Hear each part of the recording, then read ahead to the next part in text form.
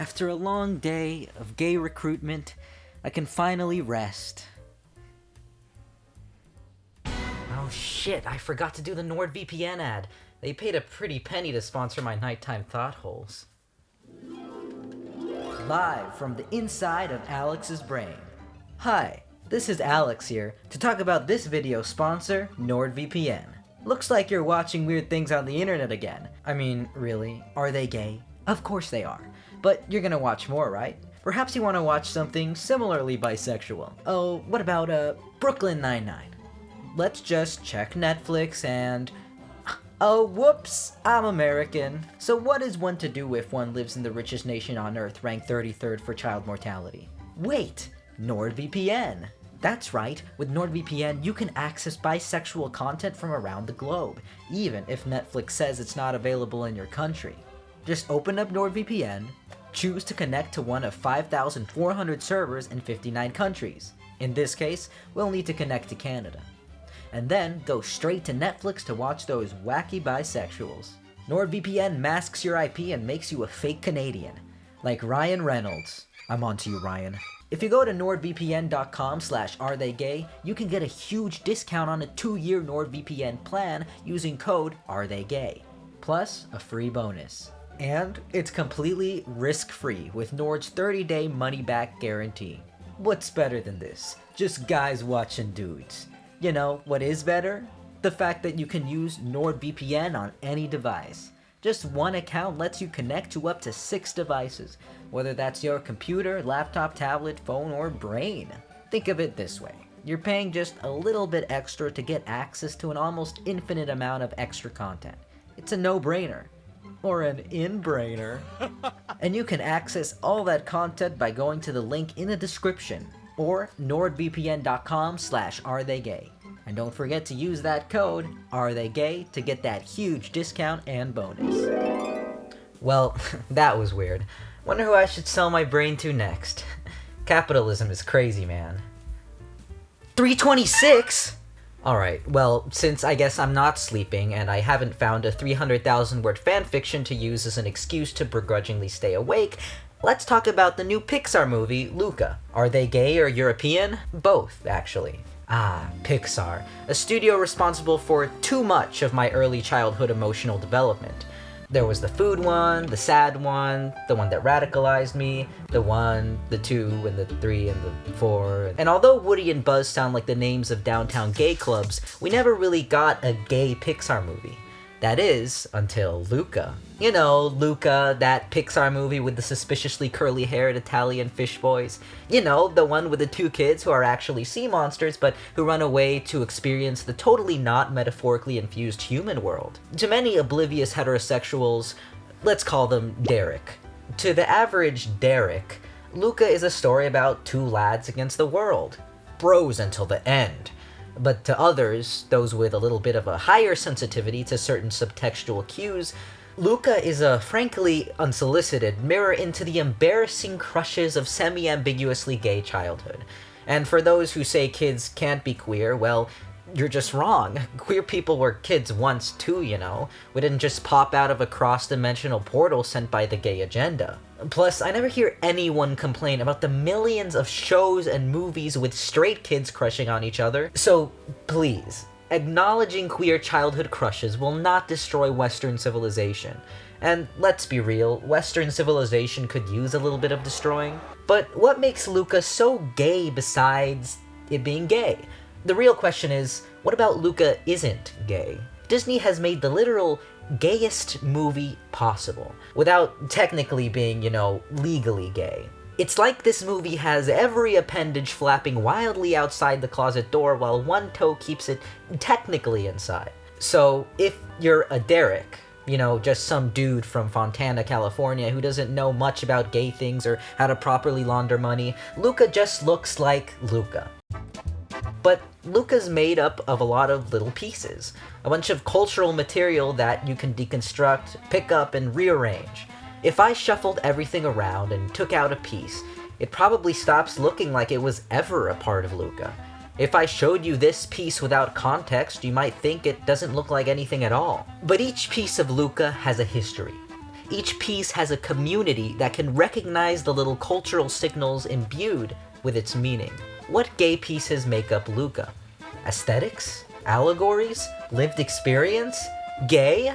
Well, Luca managed to pack a decent amount of the queer experience into one movie. Maybe not all the complicated, delicate, and intricate details of having a bisexual awakening while watching X-Men First Class, but Luca has a lot of it. Cuffed pants? Tumbler noses? So let's go through the story of Luca and figure out how Pixar made the second gayest movie ever, just behind Barbie and the Diamond Castle.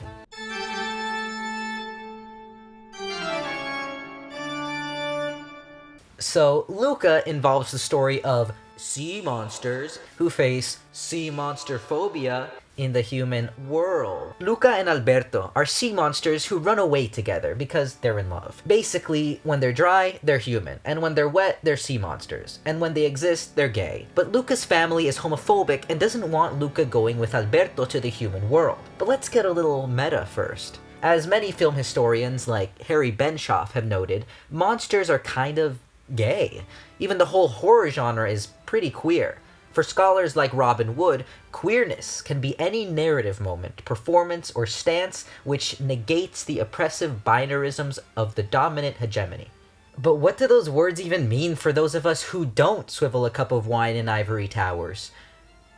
For legal purposes, this is apple juice. At the core of horror films, especially monster movies, is the battle between normality, aka the heterosexual agenda, and the other, aka the gays. As the horror genre developed over the course of centuries, queerness and otherness became inexorably linked. Since the 19th century, writers have written queer-coded monsters whose struggles mirror the realities of queerphobia. Several writers over the years have even made monsters explicitly queer, like the lesbian vampire in the 1872 work Camilla, or Elmo. I mean, plenty of 19th century Gothic authors were just a bunch of gays, sneaking in gay subtext into their books because they couldn't write about queerness in any other way or medium. Same thing with film. Since the Motion Picture Production Code banned positive portrayals of queerness on screen until the 1960s, people found alternative ways to portray queerness. If your movie's lesbian is a vampire, then that can't possibly be a positive portrayal of queerness, right? They didn't know. In the 20th century, outsider groups watching horror films starring cisgender white straights didn't really feel fully represented by the main characters. Most audiences identified with the straight main characters, but a number of queer people saw themselves in the otherness of monsters. Sure, maybe the straight human characters had skin and stuff, but did they tap into the experience of someone whose identity is seen as irreconcilable with the mainstream world? Maybe if they were ginger, but the movies were mostly in black and white, so you couldn't really tell. Now, let's not get ahead of ourselves. The association of homosexuality and villainy or otherness surely comes from homophobic constructions we'd be silly to recreate or celebrate. But that's why Luca is important. Luca is very much in conversation with this long history of gay monsters and outsiders. I mean, you're telling me that not one of the hundreds of film nerds working on this movie ever heard about horror's queer connotations in their film theory classes? Yeah, okay, and while we're at it, pigs can fly, and hell is frozen over, and the earth is round. Curiously, Luca's allegory doesn't center one aspect of the queer experience. Luca managed to pack multiple shades of queer life into one unambiguously queer puzzle. So it starts off with Luca, a curious young sea monster who lives with his sea monster family. His family's extra cautious about Luca going up to the human world since, humans absolutely just do not give a heckin' frick about ocean life. Shortly after the exposition, Luca runs into this kid named Alberto, and suddenly his curiosity becomes bi-curiosity? Okay, so Alberto takes Luca to the surface, but since Luca's been programmed to think humans are evil and scary, he's hesitant. But he loves it. He loves what the human world has to offer. And we start getting some rainbow flags that this is going to be a metaphor allegory thing. Well, isn't it great? No, it's bad, and I'm not supposed to be up here. Good day. Right. I gotta go home. Right this second? Yeah, if my parents found out I was up here, it would be bad. Right. It sounds a little like it might be... Nah. Despite what Luca's parents have to say, Luca and Alberto begin to bond over their mutual interest in human stuff. Like the Vespa. The Vespa, a scooter that represents freedom. Vespa is freedom. Freedom from what? Freedom to do what? Freedom to be who? Nah. So already, the movie's covering multiple common aspects of the queer experience. You know, the homophobic parents, internalized homophobia, and now the first childhood gay crush that makes you re-examine your identity. Oh, did I say crush? Am I assuming too much? Well, if it isn't that, then what is it? Tell me, what's the point of all these romantic montages? Oh, and why is Luca now literally fantasizing about their life together? Okay, an arm over the shoulder. Friends do that, right? Oh, wait, they're looking at the sunset together. No romantic connotations here, right? Fellas, it's not gay to enjoy nature, right? But, fellas, is it gay to abandon everything you've ever been raised to believe for one dude who's shown you a newfound love for adventure and yourself? Nah. Wait, in this scene, they're looking at the moon now, so does that make them bi? Life is so much cooler than mine. I never go anywhere. I just dream about it. You came up here. Thanks to you. Otherwise, I never would have seen any of this. Ah, so here's the important bit about having that gay childhood crush. It's not just the gay childhood crush part that's important. It's the self-discovery that comes with it. Alberto helps Luca discover a side of himself he didn't know he had. He's helping him overcome internalized self-hatred, in a way. There's this one concept that Alberto comes up with called Bruno. The idea is any doubt or hesitation you feel is just an annoying dude named Bruno making you chicken out. Now, while Alberto uses this idea to be somewhat reckless, for Luca it's liberating. You got a Bruno in your head. A Bruno. Yeah, Luca, it's simple. Don't listen to stupid Bruno. Why is his name Bruno? I don't care. It doesn't matter. Call him whatever you want. Shut him up. Say, Silenzio Bruno. Silencio Bruno. Louder. Silenzio Bruno. Silencio Bruno. Luca has been socialized to stay in line and follow the rules, fear humanity without question. But Alberto tells Luca that rules don't need to define who he is. He can define himself. Right, so the fantasy can't go on forever. Eventually his parents find the collection of James McAvoy printouts under his bed and confront him about the gay. Wait, wrong coming out experience. What actually happens is, one day, Luca spends too much time with Alberto and his parents are mad that he comes home late. They're not just mad, they're homophobic mad. They're so mad that they even plan to send Luca away with his uncle. Okay. Please, they're sitting here talking about how much of a bad influence his crush is while threatening to send him somewhere that'll straighten him out. I feel like I'm watching a cheesy gay short film from 2014. It's so by the book. It's something many queer people will recognize. Why are you doing this? The world is a very dangerous place, Luca. And if I have to send you to the bottom of the ocean to keep you safe, so be it. You don't know what it's like up there. I know you. And I know what's best for you. Ah, the allegory all comes together. It's like poetry. Gay. So after the coming out scene, Luca goes to Alberto and tells him that his parents are gonna send him away. To avoid this scenario, Luca and Alberto plan to literally run away together to the human town nearby. Just as friends, you know, friends who continue to daydream about each other. It's fine. All straights go through this, right? This is the greatest drawing I've ever seen. Yeah, I know. Luca, think about it. Every day we'll ride someplace new, and every night we'll sleep under the fish. No one to tell us what to do, just you and me out there. Free! No, it definitely doesn't sound like dialogue from a modern adaptation of Romeo and Juliet. It's fine. Well, once Luca and Alberto reach the town, they immediately find the gay community. First, this lesbian couple. Then, this lesbian. Here's the way it goes. Luca and Alberto see this really Italian dude and his Vespa, but the Italian guy ends up being a dick and almost outs them as sea monsters. But then they're saved by this clear fan of Hayley Kiyoko named Julia. But why does Julia save them? Well, you know, gays stick together. You know, we underdogs have to look out for each other, right? What's under the dogs? Underdogs. You know, kids who are different. Different, you say? Nah. Unless, right, kids who are different.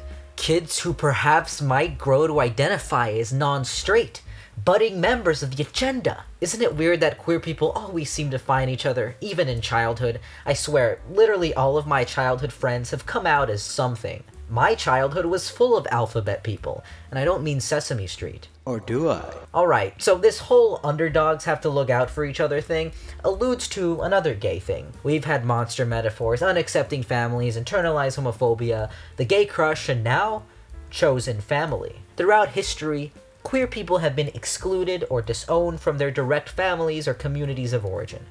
As a result, there is a long history of queer people creating their own communities and support systems through chosen family. Your chosen family may not be your blood relatives, but the bonds between you and your chosen family are just as strong and necessary. In Luca's situation, he faces being sent away from what he loves, similar to how many queer youth are forced to go to conversion therapy or pray the gay away camps. And like many queer youth who try to escape these threatening situations, Luca ended up in search of a new home. So, in this new town, it turns out that there's this big annual triathlon thing where the winner gets a bunch of money. Julia always enters but never wins, because she always ends up throwing up before finishing the race.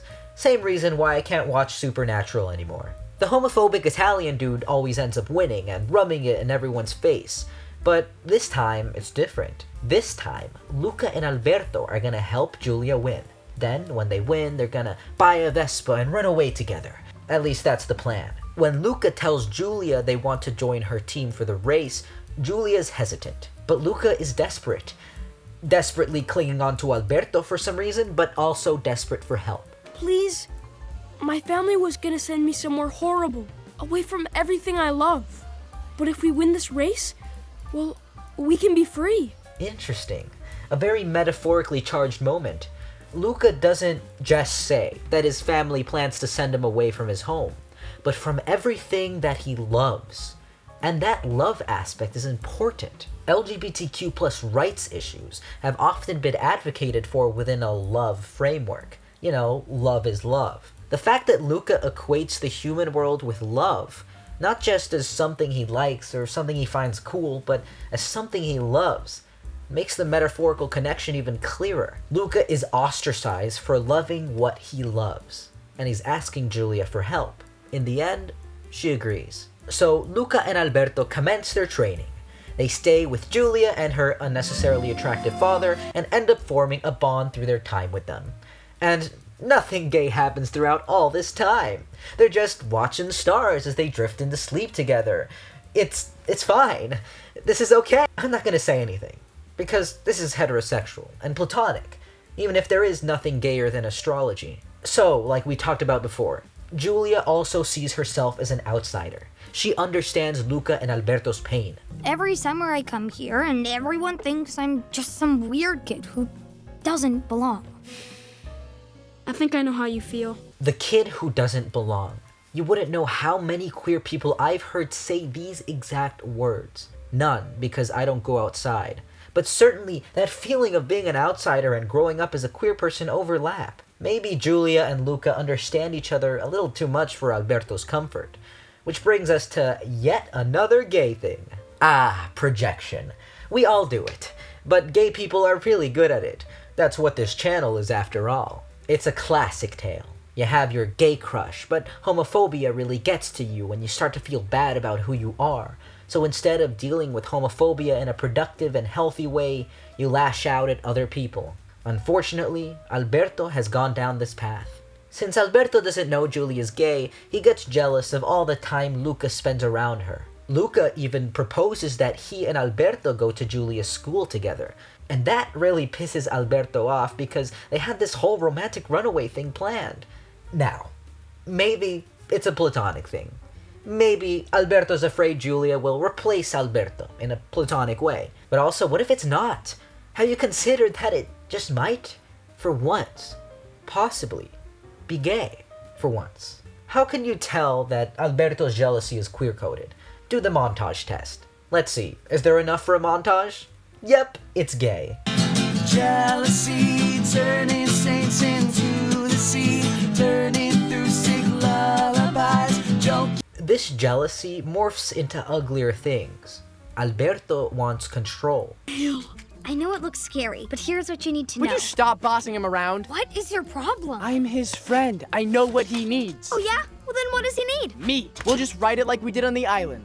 But Alberto's desire for control isn't just about Luca. It's about himself. His lingering internalized homophobia teams up with his jealousy, and so he wants to control Luca because his relationship with Luca is the only positivity he's been able to find as a queer/fish person. Luca, sea monsters can't go to school. What do you think is gonna happen when they see your fish face? Bro, chill.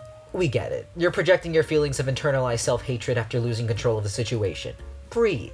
So just as Alberto's dealing with that, we get another gay life trope. Jesus, how did they fit all of that in there? Oh, sorry, that's a different gay life trope. The actual next gay thing is the homophobic gang of pubescent terrorizers. From the beginning, anti-gay Italian guy, not that one, suspects something between Luca and Alberto. He even says as much. Let's go. No. Something's fishy with you two. Beautiful, and with the subtlety of a 2000 soap opera with a gay couple. You're not the boy I raised. Yes, he is. I told you to shut up! But seriously, Luca and Alberto get, beat up over their secret. Bro, this is over a race. If the Italian dude really wanted the money that badly, he could just mug someone the old-fashioned way. But why the eerie recreation of homophobic violence that queer people face so frequently? There were many ways to convey that the Italian dude is a bad guy, but why in this specific way? Why in this so horrifically recognizable way? It really feels like a really intentional signal to the audience about what's really going on here. And it keeps getting worse. Luca and Alberto start fighting about the whole school versus running away together situation. It really starts to feel like a parallel to the historical debates within the gay community on whether or not queer people should run off and do their own things in radically reconstructed communities, or if they should assimilate into the mainstream world. Luca wants to go to school and live a so-called normal life, while Alberto wants to run off with Luca in a Vespa and settle into a life of childless gentrification in the San Francisco Bay. We just need to win that Vespa and get out of here. It's not gonna be any different. I don't want to. I want to go to school. That again? We can't go to school. You're just afraid you can't do it. But as they're about to fistfight and or stare into each other's eyes longingly, Julia comes into the scene. Luca then proceeds to ask Julia if he and Alberto can study at her school full-time. Alberto obviously doesn't like that, so he interjects. Julia, your school, does it take all kinds of people? I mean, what if some of them were not human? Alberto. What if some were, I don't know, sea monsters? This is a critical moment for Alberto. Part of Alberto wants to ruin Luca's prospects and control Luca, so Alberto comes out as a sea monster to Julia to make the situation intense. And obviously it's not good. She's afraid. She doesn't know anything about sea monsters other than the scary stories she's heard. And in that moment, Luca, rather than defend Alberto as a genuine guy, plays dumb. Luca turns on Alberto. Don't hurt us! See? I knew this would Sea happen. monster! The town homophobes come with harpoons, forcing Alberto back into the ocean, and Luca watches it all happen. The closet door never felt so comfortable. After the outing, Luca and Julia go back to her dad's house. Luca tries to pretend that everything's chill, but Julia isn't stupid and knows that Luca is also in the closet. She pours some water on him and finds out the full truth, but she isn't scared. She stands in solidarity with them. Luca, you have to get out of here. But I thought we were underdogs. Do you think I want you to leave?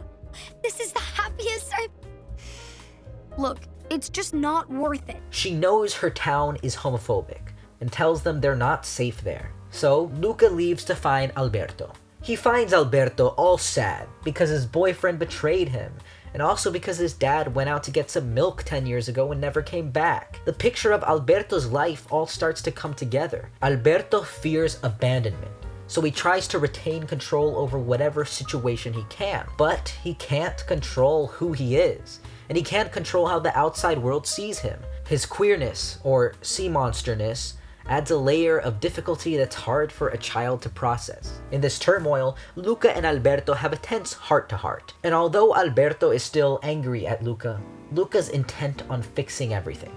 He still wants to win that race and in turn, win back Alberto's heart.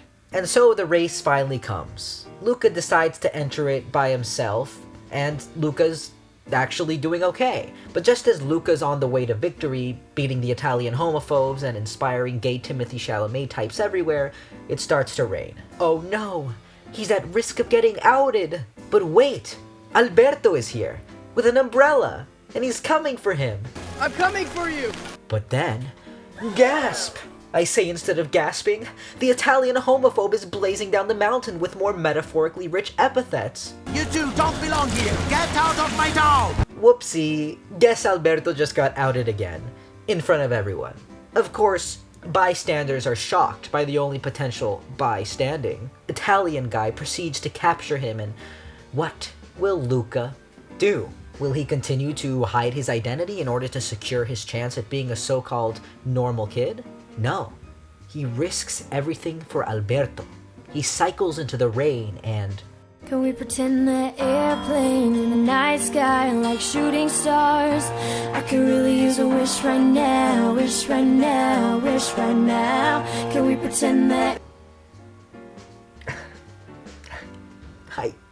Please, you're putting me out of business here, Pixar. Is it even a question anymore if they're gay? I can't do this.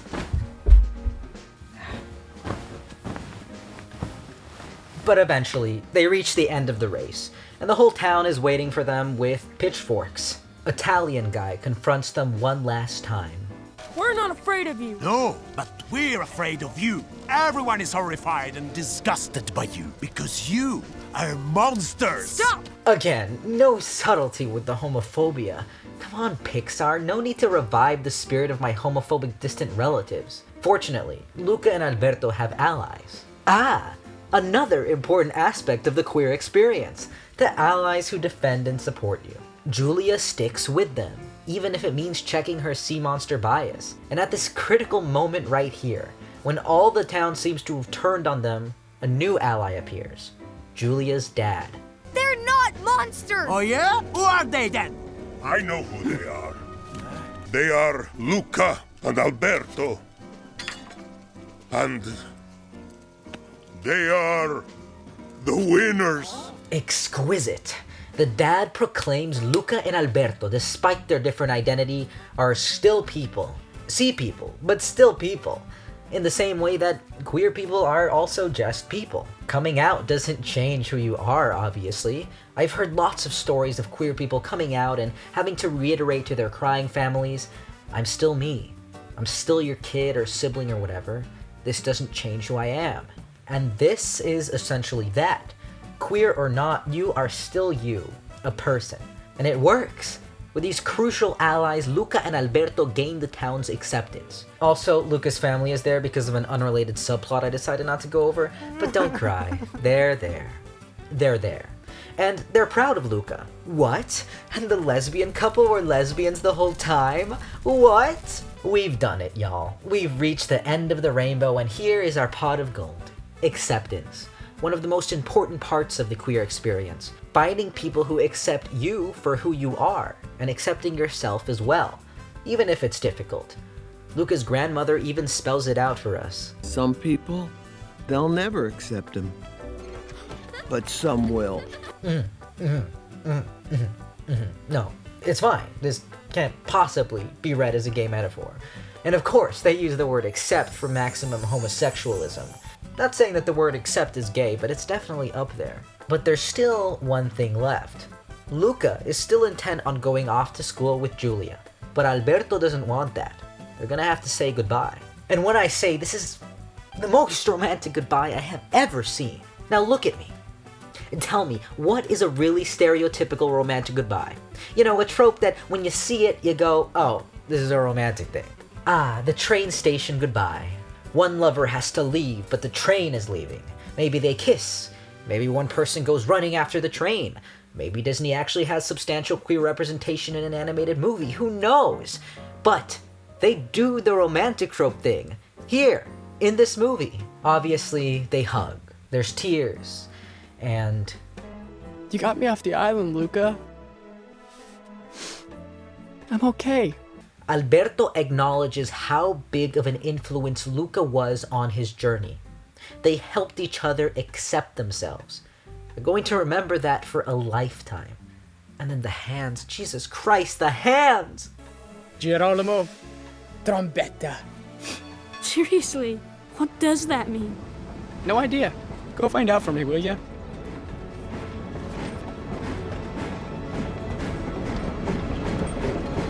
I need more apple juice. Okay, so that was obviously a romantic trope. There was obviously a bit of non-platonicness in that goodbye. I don't know what to say. It's just those extra milliseconds. The way the shot is framed, the tenderness of the scene, it all comes together to form something far from heterosexual. This movie managed to be queer in every single way to the last second. We went from being in the closet, to having a gay crush, to feeling liberation, to finding found family, encountering internalized and external homophobia, and finally, acceptance in a community. I can't believe they did it. The absolute madmen, they made the gayest movie in existence.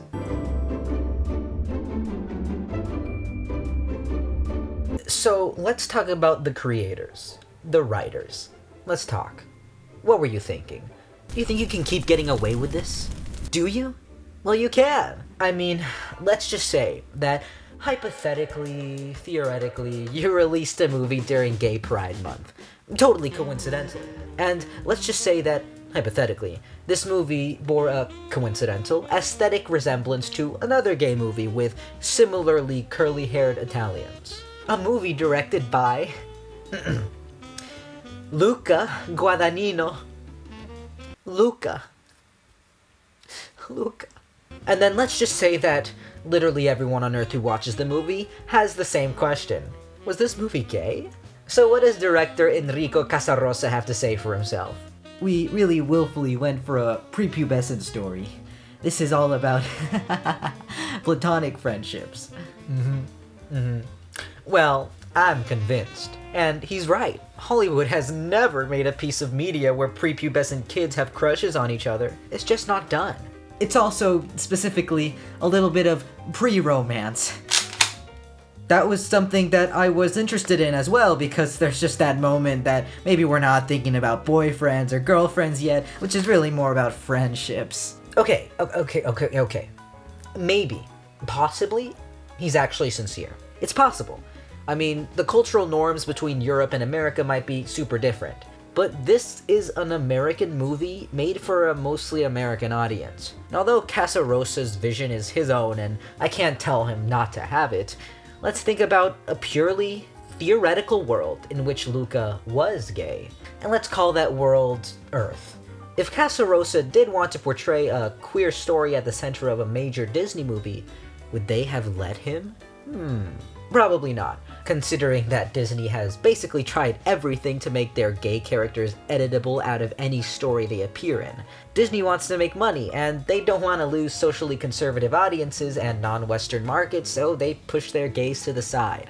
But let's say Casarosa planned a gay vision and got rejected. Why not make a gay spite movie? Why not make the gayest movie possible, literally the gayest movie possible with uneditable and embedded queerness? Well, I feel like he succeeded, if that was the intention.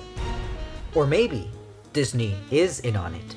Maybe they're testing the waters for queer animated films, and they plotted to make the most obviously queer film ever to see how audiences would react. Because, let's be real, it's obvious what's going on in this movie. There's no way thousands of writers, producers, creatives, and executives saw this and didn't think for a moment. There's no way Casarosa didn't at least think about it. At this point, we all know it's gay Disney, and we liked it. It was a good movie. We're ready for more, I promise. I know why they aren't going to make queer kids films anytime soon. They want money, and gays are only profitable if you're in the iced coffee industrial complex. But while we're in this weird, ambiguous space, let's try to critically celebrate what we can. Whatever Luca is, it took pieces imbued with queer meaning to produce. And we can't just pretend it's not there. It's there. So, are they gay? Yes. Bi. Sorry, I meant yes or bi. Or pan. Or something else entirely. Are they gay? You decide. Hey, gay. You want to act gaily daily? Well, here's a few ways you can do that. Support this channel by checking out my merch at www.itsall.gay, or consider supporting me on Patreon. Also, remember to follow my Twitter, Tumblr, and Instagram. Don't forget to subscribe. Anyways, these are some people who are acting gaily daily. My patrons: Anarkali Ascari, Wick Tor, Delaney Broom, Elizabeth Acosta, Violet, Amara, Marie Jean Boyer, Al Wilson, Jay Patrick, Kebu, Steffi, Cece, Knights Who Say Sledge, Enar Dominguez Elvira, Anna Tchaikovska, Etienne, Jessica Carmona, Night Tripping Fairy, Nadine Ferres, Savannah, Leonardus Sardinianus, Miguel Galan de Juana, Kirsten Robbins, Darren Mad, John Pattison, Tanya P., Rowan, EEE, Shido, Amari Rome, Gary K., Evan P., Sean O'Neill, Owl7, CC Troye, Corvus Blair, Violet Fabiana, Sydney, Adrienne Jackson, Kay, Maddie Reyes, Alexander Bell, Cody Miller, Juicebox08, Surika Nakulin, Cooper, The Kimchi Witch, Cucumber, AFK Bard, Feeler, Ryro, Del Elliott, Charlotte, Alexina, Megalomaniac64, Kale, Gabriella Day, Polina Rakitska, Zetotron, Marie, Whitney Welts, Mally Drew G,